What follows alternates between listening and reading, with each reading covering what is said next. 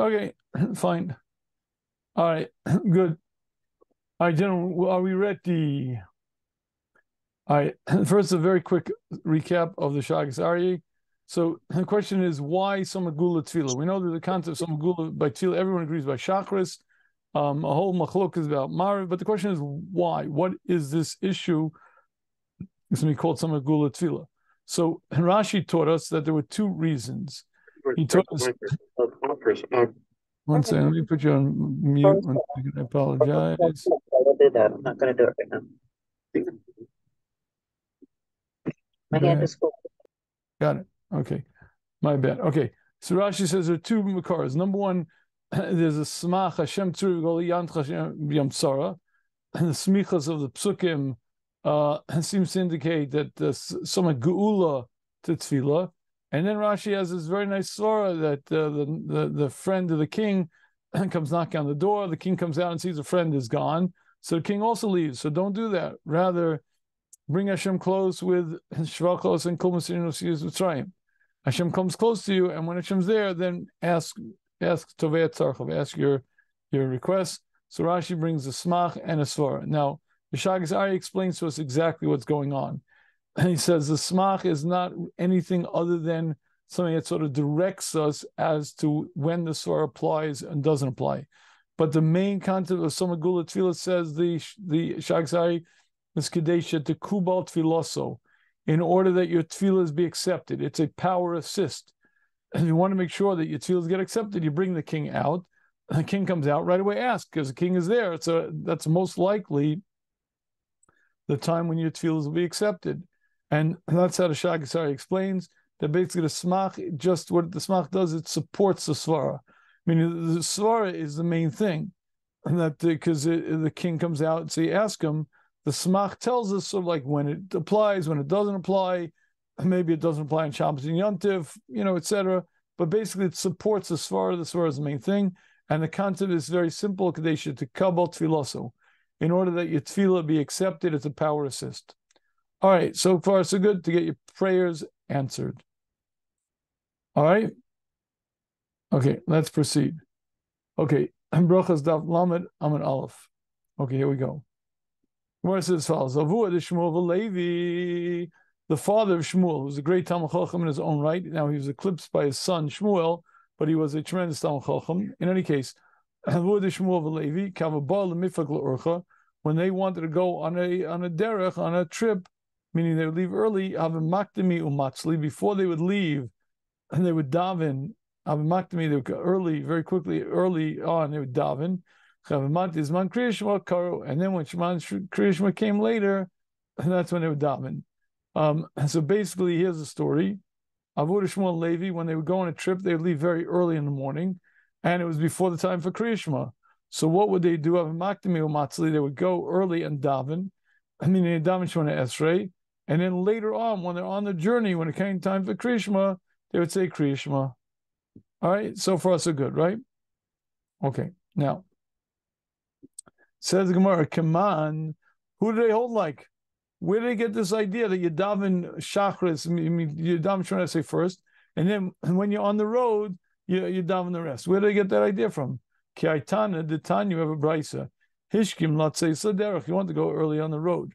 Mivin lo shofar v'tokea. First they bring him a shofar and tokea if it's Rosh Hashanah. Lulav menaneo. If it's sukkah, they bring him a lulav menaneo. Megillah v'kor. I'm sorry. Megillah v'koribo. Megillah reads it. Zman Kriyashma kori. Then when Zman Kriyashma comes, he reads. Now that's interesting, but not relevant to us. The next part is relevant to us. Hishkim leishe b'karnasvina. Let's say he got up early to go on either a carriage or a boat. What does he do then? Mispalel, let him daven first, just Shemona Esrei. Zman Kriyashma kori. Then when Zman Kriyashma comes, he reads Shema. Rabbi Shimon Elazar argues. He says, Ben kach u ben kach kori Kriyashma u mispalel gula tefillah. He should wait until he's on the road. And when he's on the road, he says everything. He says the Berachas Kriyashma, says Shema, and he daven Shemona Esrei. Why? In order to be someone gula tefillah. All right, so let's get the case. And basically, Hishkim leishe b'kar nasina. Man got up early to go on a carriage ride or a boat. What should he do? So the Tanna Kama says daven first, daven Shemona Esrei, get in the carriage, and then you look at it when it comes Misha Yakir, it gets a little bit lighter outside, and then you say Shema. Okay. However, says no, that's not what you do. Right? Well, I'm saying the Gemara said, and obviously gula tefillah you don't do, right? I'm saying this is the Tanna Kama. You don't do smichas gula tefillah. Why? Because you daven Shemona Esrei over here, and then you do your berachas kriya shema and shema in the carriage. So you're skipping smichas gula tefillah. Rashi says kori kriya shema. Yamtin achigiyah zman kriya shema v'yikrena. I'm sorry, I'm reading the wrong one. I'm sorry, I apologize. My slides are out of order. Rav Shimon Loza says, rather, what does he do? Waits till he gets into the carriage, and then he reads Shema, and he does everything in the carriage. Wait till Zman Krishma, and do everything together. Why? So explains Rashi. It says Rav Shimon Loza, and wait until Zman Krishma comes, and he'll read it. And afterwards he davens. And so again, according to the Tanna Kama, what does he do? He davens Shemona Esrei over here. Then when he's in the carriage, he says brachas kriya shema and shema, and he forgets about so much gula tefillah because he didn't say Gal Yisrael before he davened. He said it in the carriage. And according to Rabbi Shimon Elazar, no chas shalom, what he should do is wait and don't daven when you're before you leave. Wait until you get into the carriage. When you're in the carriage, read Shema and daven b'soma gula tefillah. Okay, so far so good. So basically, this is machlokas. Tanna Kama holds. Oh, sorry, I'm skipping all of my slides. Are out of order. I didn't Rebbe, get it. I don't think that Rashi was in the Mari McCombs. I apologize. My granddaughter was here. I didn't have a chance to prepare. I played today. Anyway, one second. Where is this? Here. This is what we're up to. I'm sorry. I apologize. Okay. So, but again, this Rashi just explains. All right, if I skipped it from the Marmakomos, I apologize. Okay, now it says the Gemara, but my kamifli, what is machlokas between the Tanna Kama and Rav Shimon Elazar? Masavatila me'umad adif. Mar holds the Tanna Kama holds tefillah me'umad, davening in one place is superior. Meaning, and don't forget, when you're on the road, you're also tumult, you're busy in your brain, you're not really able to concentrate. So Tanna Kama says, no, daven Shemona Esrei where you are before you leave, because he feels tefillah me'umad, davening standing still is better. Amar Sav, Reb Shimon Elazar says no, and this Gula Tefillah Adiv, being so much Gula Tefillah is better. So basically, this is the machlokes. Tanna Kama says daven where you are, and then when you get in the carriage, read Shema, because he holds davening Shemona Esrei me'umad is better. And Shimon Elazar says no, daven the whole thing, wait, and get in the carriage, daven the whole thing in the carriage, start from Shema, Berachos Kriya Shema, etc., etc., etc. Then say Shemona Esrei. Why does he say that? Because he believes that Smichas Gula Tefillah is better. Okay, so that's the machlokas. Let's just see Rashi. This is where that Rashi is. I skipped it earlier. Okay. Now Tfilas Mu'udaf Adif. The Tanna Kama holds Tfilah standing still as Adif. He can concentrate. Therefore, they would be makdim to daven. I'm sorry, they would makdim to daven standing still, but base him in the house. In order that they don't have to read on the way when they're traveling. So they'd first daven when they're standing still, so that they'd have a kavana, and then when they got in the wagon, and once Shema came, then they'd say Berachos Kriya Shema and Shema, and this is machlokas, which is better, Tefillah Mu'umad or some Gula Tefillah. All right, so far so good. Okay, and now it says Gemara, and Meremar Umar Zutra Makanfi Be'asar B'Shab the Regila Umatzlu. Meremar and Marzutra were two Gedoli Ador, and they on the Shabbos before the Regel is when they would teach the halachas. That's Moshe Rabbeinu was masakein certain takanas, one of which is you teach hilchas regel b'regel, and that includes that before the regel you teach the halachas. So they would gather together be'asar in their house. They would gather together a minyan of 10, in the Shabbos before the regel, umatzu, and they would daven, and then they would go out to the base medrash, and that's when they would teach the Torah to the rabbim. So first, before they would leave, they would gather together a minyan, and then after they daven, then they would go out to the base medrash and teach the rabbim the halachas. Rav Ashi, on the other hand, matzli badi sibura biyachid. Rav Ashi wouldn't do that. And what did he do? He would daven together with the tzibur biyachid miyushav, sitting down. And when he got home, then he would daven standing up. Okay, so basically here's Rav Ashi. Rav Ashi would be sitting down, and at some point during the parak itself, during the shiur itself, he would matzli badi sibur biyachid miyushav, sitting down. Okay, let's see Rashi on that. B'Shabbos the regula, and the Shabbos the regel. Shlivnei Pesach v'atzeres Sukkos. The Shabbos in front of Pesach, Atzeres, and Sukkos. And Reimar be'iro Marzutra be'iro hayo darshanim. Marimar and Marzutra were the darshanim in their cities. B'Shachris hayo am holchel and Beis Medrash. In the morning, the entire am would come to the Beis Medrash. Mishgias man krishma korin, and once man krishma come, they would read Shema. By darshan dorish, and the darshan would be darshaning, and the am nishmatim mispalim ish levado. And as the darshan was going on, each person would go out, sneak out, and daven, and come back. Some people this time, some people that time, but the person who was darshaning would keep darshaning. Therefore, Meimer and Marzutra, before they came to the Beis Medrash, they gathered together 10 Jews. According to Krishma Spalim, Bismichas Gula Tefillah. And they davened Shema, and right after Shema Esrei, in order to have Smichas Gula Tefillah, while the Nafka the Pirk of a Darshan, then they would go out to the Beis Medrash, and they would darshan. Rav Ashi, on the other hand, Rav Ashi Rosh Yeshiva Mata Machsia. Rav Ashi was the Rosh Yeshiva in the city of Mata, of the city of Machsa. Doresh, and he was darshan. He would not daven before going to the Beis Medrash. Ella, rather, what would he do? Shemegiyas man krishma. When it came time close to the man krishma, lochesh harbe yachal maturgaman. He would say a lot of things to the maturgaman. Haomi lefanav, who was standing in front of him. Ba'ocha maturgaman mashmi l'rabim. And when the maturgaman was saying over what Rav Ashi said, Kore Shema, he would read Shema. V'sol megula tefillah. Mispal, and he would daven Shema Esrei miyushav, sitting down. He didn't want to get up to Matriach the Tzibur to go away. So basically, what happened like this: big crowds, little voice. A maturgaman was a big man. Every Rosh Yeshiva had a maturgaman. Remember, no loudspeakers, no mics. So when the Amora would darshan, he would say in a voice over here, and the maturgaman would scream it out. The halacha is. So the Rav Ashi would do the following. Normally he would speak at a steady pace, and Maturgaman would speak it out.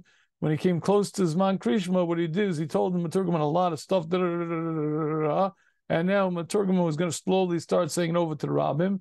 In the meantime, Rav Ashi said Shema, and Dam Shemon Esrei sitting down. He sat down because he didn't want to Matriach everybody stand up if he got up.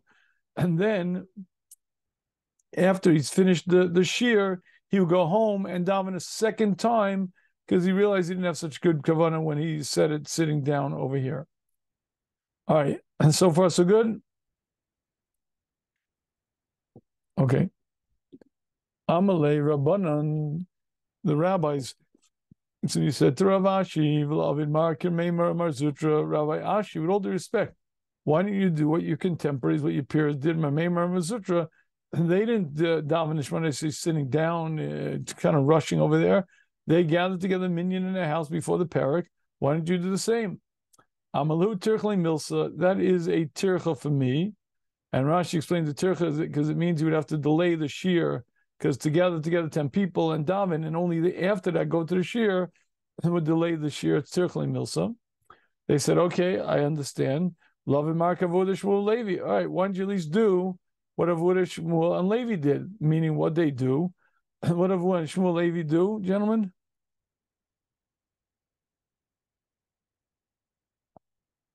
Not everybody at once. Daven earlier. They would say just Shmona Esrei, and then once Man Krishma came, they would say Birchas Krishma and Shema. So, okay, I understand why you don't want to start the shiur later, because to gather minyan and that's a whole. I get it. That would start late. But why don't you at least daven Shemona Esrei before the Shiur? Come to the Shiur, and during the Shiur you say to the Maturgam and whatever, and then when the Maturgam is speaking, you could say Berachos Kriya Shema and Shema. But that way you won't be forced to daven a second Shemona Esrei, because since you daven your Shemona Esrei at home Mu'ummad, you had Kavana, you wouldn't have to daven a second Shemona Esrei because you daven that one properly, and then just do the Berachos Kriya Shema and Shema when you're sitting down in front of the tzibur. What do you need to create a situation where you have to daven 2 Shemona Esreis? Let's just see. Doesn't that go out of order? It does go out of order, absolutely, yes. I mean, why do you say to do that? Right. Good. That's an excellent question. Meaning, this question is saying, go out of order. Okay, look, I understand why you can't do like Mamei Sutra, because to gather a minyan at your house and do the whole davening, and that would delay the base medrash too long. I got that. But why didn't you at least do what Avua the Shmuel and Levi did? What they did was, first they would daven Shemona Esrei at home, Mu'ummad. Then they would get in to go on the road. And on the road, once the Zman Kriya Shema came, they would say Berachos Kriya Shema and Shema. Why don't you do that? Now, Chaim, you didn't ask that question on earlier on Avua the Shmuel. Now that you're repeating it, you're correct. I'm kicking myself for that. Okay, but let's understand the advantage. Rashi explains to us the advantage of doing it this way. So says Rashi as follows. Bahadi Tzibura, meaning, so Rav Ashi would do, he would daven with the tzibur, shash the tzibur nishmatim espalim. Meaning, I'm sorry, this is what you should, right, this is what he did. When the tzibur nishmatim espalim, inami bahadi tzibura, kamoshu yoshe betocha tzibur, moshe yotzif, yichavetz beis chozim espalim, mu'umad chametz libo. And what he did was, he would daven bahadi tzibura, meaning when the tzibur were going about either their business or like maturgaman. But this Rashi is out of order. Generally, I apologize. I didn't prepare the slides well. But in any case, the Chachamim said to Rav Ashi, why didn't you do what Marmeimer and Zutra do? Why don't you gather together minyan first and do the whole davening? Teretz tirchli milsa, lacha beis medrash ad shespalo, to delay the beis medrash until I finish davening. That's I don't want to do it. It's too much of a hassle for the people. I love it, Mark of Shmuel Levi. So good. So said the Chachamim. Ravashi, why don't you at least do what Avua the Shmuel and Levi did? Shemispalim kodem hayom. Before the day starts, they daven, but base them in the house, ma'umad, standing. Lo tetzarach lebeis tefillas. As a result, you won't have to do 2 Shemona Esreis. And here's the punchline: Shemisama gula tefillah came the matzah kodem krishma lo kapti. And since they were davening before krishma, they weren't makbid about that. Gentlemen, what is Rashi saying?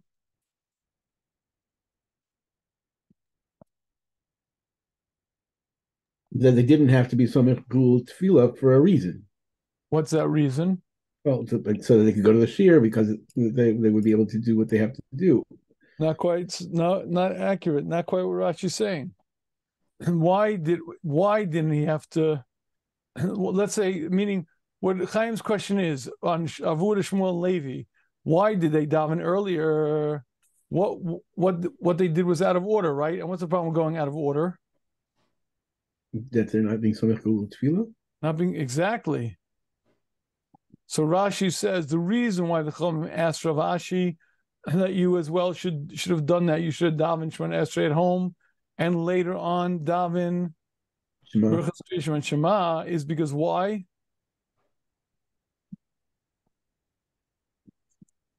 Again, the advantage is say because you don't have to do tefillah. Why don't you have to do Samach Gula Tefillah? Because sounds like it doesn't accomplish anything if it's before the Zman, if it's not the right time, like doing it by mincha. Yeah, that's 100% correct. But more than that, what does he say? And since I'm davening earlier, therefore what? Meaning there's a way to be Samach Gula Tefillah, just wait. Listen, the Rabbi Shimon Loza had a simple answer to how you Samach Gula Tefillah. Wait till Zman Kriya Shema, and he was someone gula tefillah. The answer is they weren't makbid about that. Why not? Because why?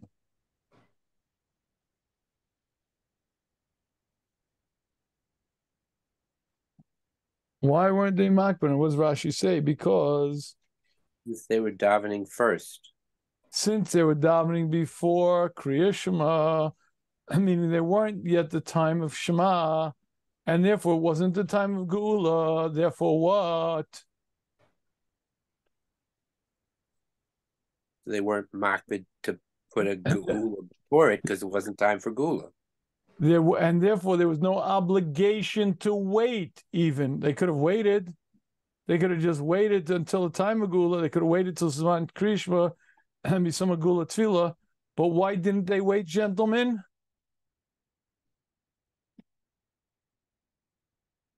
So you don't have to, because you're not talking about. Why don't they have to? Because Learning Torah? no. What does Rashi say? They didn't have to wait because They prayed before Because they Kriyash. weren't makbid? They weren't concerned about. Yeah, I understand why. Why didn't they care about it? Because what? They weren't from Jews. They weren't caring about God's religion. Why didn't they care about it?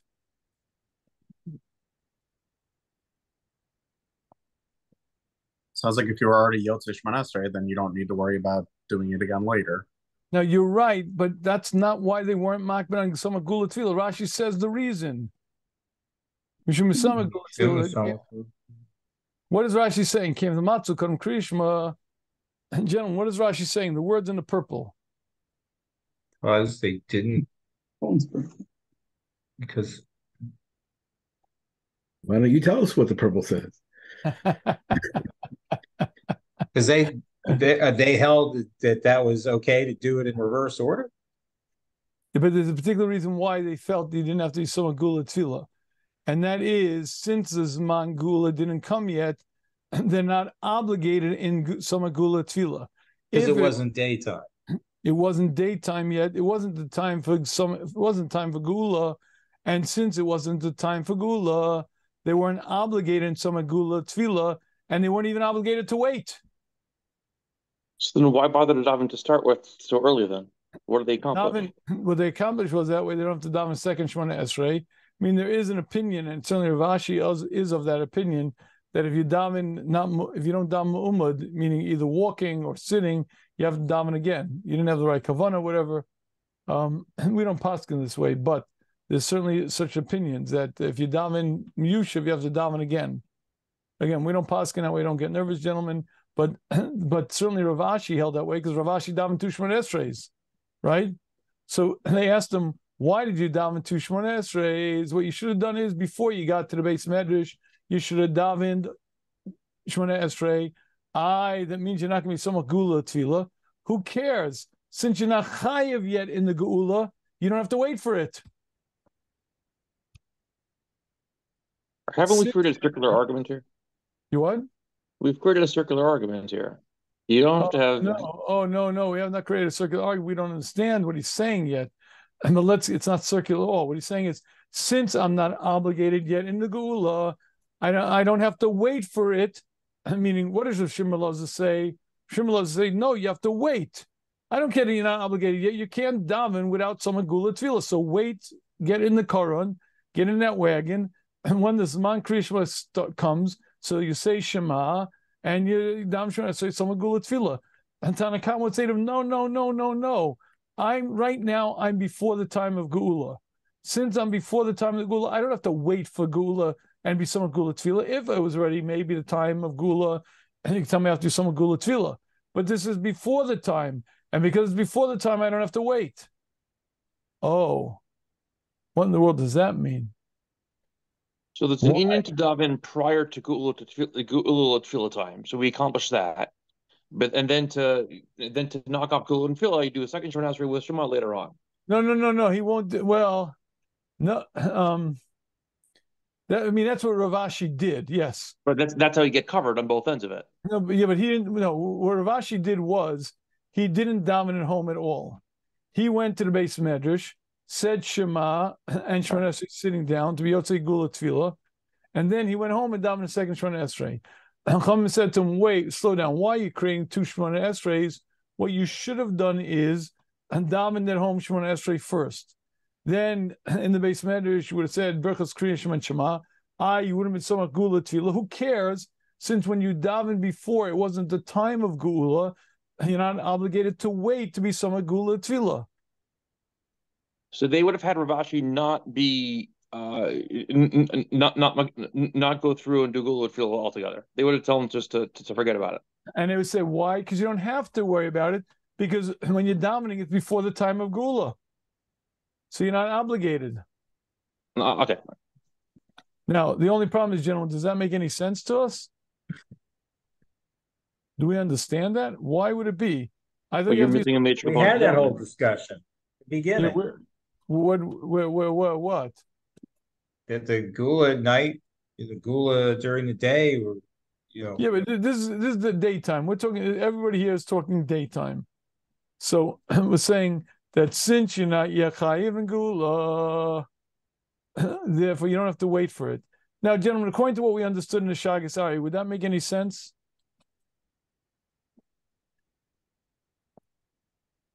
Well, how is this his tefillah being Makabel? If it's not, Yeah, I mean, according to Shagas Aryeh, you have to be somewhat Gula Tefillah, because that's the only way. It's a power assist in your davening. So of course you have to wait. What do you mean? Because you're not yet obligated in it, you don't have to wait. You have to wait because the Tefillah needs it. Didn't the Shagas Aryeh teach us that the reason why you're somewhat Gula Tefillah is for one reason, and because it's a power assist to your davening. You better make sure that before that you daven some Gula Tefillah. Why? Because they should kabel Tefillah, so your Tefillah will be accepted. So what do you mean? Well, because it's before the time of Gula, I don't have to wait. But you need your Tefillah to be accepted. It's not going to be accepted unless you do some Gula Tefillah. What kind of nonsense is this? Something's going on here. It sounds like something's going on. Yeah, maybe it's just that you don't have to wait to make the best tefillah. It's not that it wouldn't be, but you're not obligated yet, so you don't have to make it. Why do you ever have to make it? I thought you have to make it because you have to some Gula Tefillah. You have to should take. If you can, you should obviously, but if you don't obligated yet, you don't have to wait till you are obligated to get there.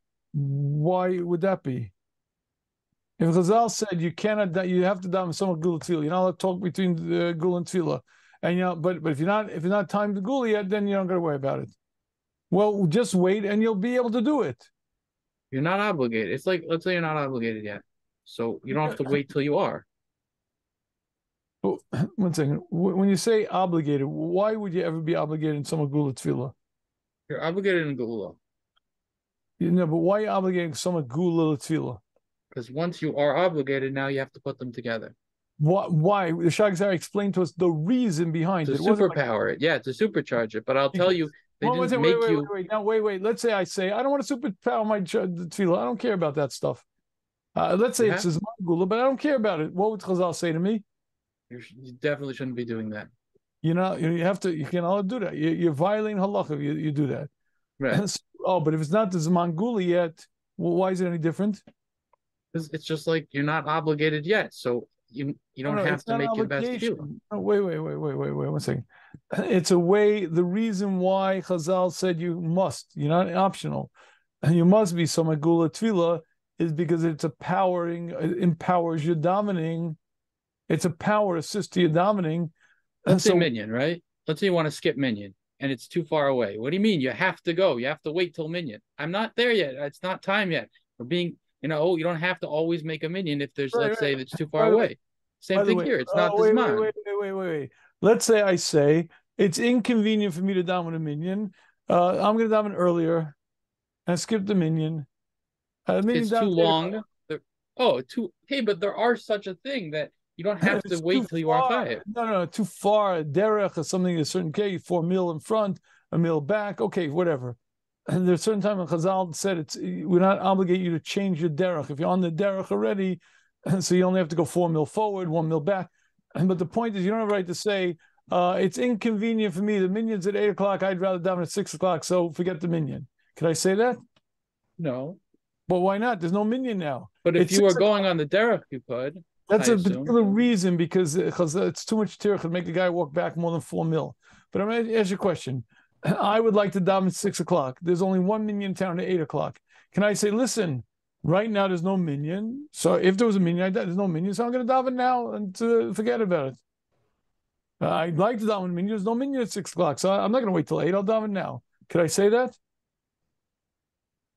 No. Why not? There's no minyan now. And just wait for a minyan and daven like a mensch. Stop it. So too, what do you mean there's no some gula now? So wait a minute and there'll be gula and you'll be some gula tefillah. What do you mean? Well, you're not, since there's no gula yet, you're not obligated to wait. Why not? It's a superpower. There's only one thing we know what the Shagas already tells us. It's an empowerment to the tefillah. It's a superpower to the tefillah. It empowers, so wait and you'll use it. But we also said that if you do the opposite way, then it's a disrespectful thing. So if it's already reached its bond and you flip them, then you're being disrespectful because you're bringing the king and then you're leaving. If you do it this way, you daven before, and then you say Kriya Shema later, you're not doing that same kind of disrespect. Well, one thing, Jake, let's remember something. When we say the flip, did the Shagas say the flip business? No, but we said it in Shiur last time. Yeah, that was. Now, I'm not saying it's not a good svara. It's a nice svara. We didn't see the Shagas. Somebody who said it, the Dove said it on his own, and I happen to agree that it's a good svara, and maybe we can use it in the future. But one thing for sure, in the Shagas world, it does not exist. And Shagas explained to us what the concept is. And there's one concept. It's called if in order for your davening to be heard, for your davening to be accepted. That's the whole idea, right? So what do you mean? It's early now, there's no Zman Gula, so I don't have to wait. What do you mean you have to wait? And there'll be a Zman Gula and you'll power assist. It's like saying there's no minyan until 8 o'clock, so I don't got to wait for it. I'm down at 6 o'clock. Wait, and you'll be some Gula Tefillah. What kind of logic is it? This line, from some Gula Tefillah gave him what in the world does that mean according to the Shagas Aryeh?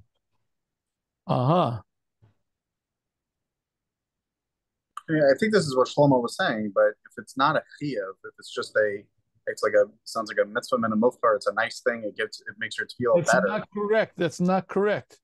Let's say I decide I want to announce Mashiva Ruach between Gula and Shemona Esrei. Am I allowed to do it? No.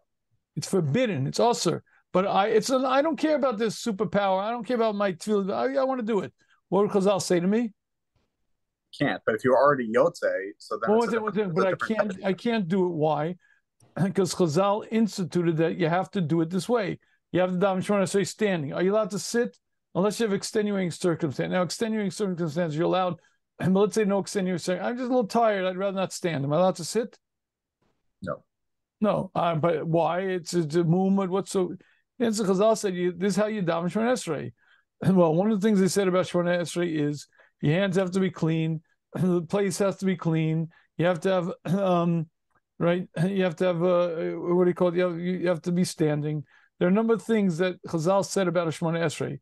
One of the things they said was you have to be somek geula l'tefillah. But he also does with the cheshbon here. He doesn't really matriach the whole tzibur. He's not just doing it for fun. That's not what Rashi said.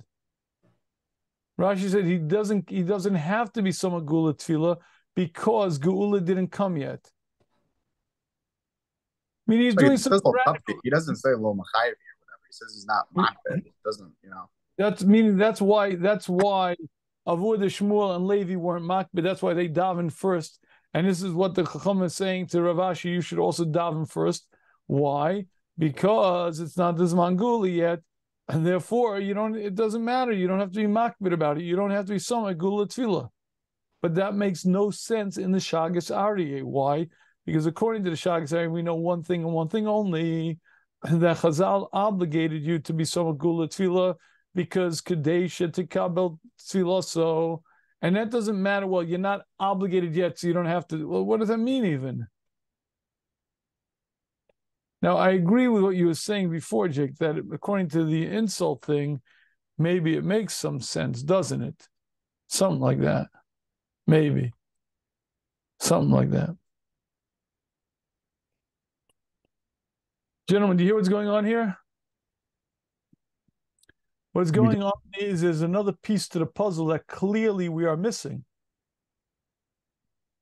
For some reason, it's only if you're obligated in Gula, that's when, but only then, that's when we say you have to someone. But if you're not yet obligated, you don't have to wait. Why not? I don't see any reason why, according to what the Shagzar explained to us, it makes no sense. You be someone Gula Tefillah. Well, you're not obligated in Gula yet. So what? Wait and you'll be obligated. Same reason for Mincha. You're never obligated by Mincha. Okay, the Mincha you can't do it because there's no Gula over Right. Okay. But Shachar and Mariv you can, and Chazal said you have to. So what right do you have to say? Well, it's not time Gula yet, so I don't have to. I can ignore some Gula Tefillah. What right do you have to ignore it? Why do you say you're ignoring it? You're not ignoring it. You are. You're not Shemona Esrei now. You finish Shemona Esrei, and later on you're going to say the Brachas Krishma. So you're not doing Gula Tefillah. Okay. Now the question is, what right do you have to not do Soma Gula Tefillah just because it's not Gula yet? If you tell me that Shachris and Mariv requires Soma Gula Tefillah, well, you're not yet Chayiv and Gula, so then it doesn't require it. Wait, and you'll be able to do it. What does that mean even? It makes zero sense in what we understand. The way we understand the logic now, we understand one thing. Soma Gula Tefillah is something that will, in order for your tefillah to be accepted, you have to do it because that's the only way your tefillah will be accepted. And if you don't do it, you're a chod, but you're wrong. You have to do it. Chazal said you have to do it. So why would you say, well, that bemed only if you're chayim and geula, but if you're not chayim and geula yet, then don't worry about it. Why not? What logic is there? It's like saying the minyan. At 6 o'clock, there's no minyan yet, so I don't got to worry about a minyan. But who gave you a right to do that? Wait till 8 o'clock, you'll have a minyan.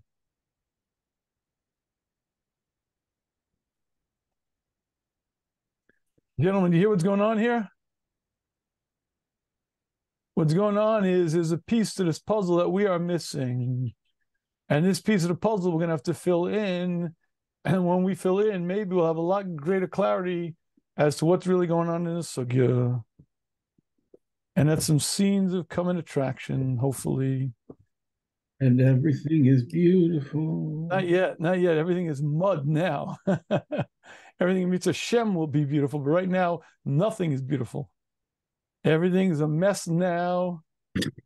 That's a new song. We'll have to put that one on the hit parade. Yeah, All right. All right, but you guys hear what's going on here? Yeah. It's clearly something else in Soma Gula Tefillah that we are missing, and we're going to have to fill in, because once we fill it in, hopefully, we'll see how it's very, very relevant to some of the questions that we asked. And them scenes of coming attractions in Mitzvah Shem. Thank you. All right, good. I'll see you all in Mitzvah Shem Thursday night. And you got to work on that Rashi also by then. I want to hear answers that by then. All right? Good night. Okay, Laila Tov. Thanks, Rabbi. Thanks. Okay. All right.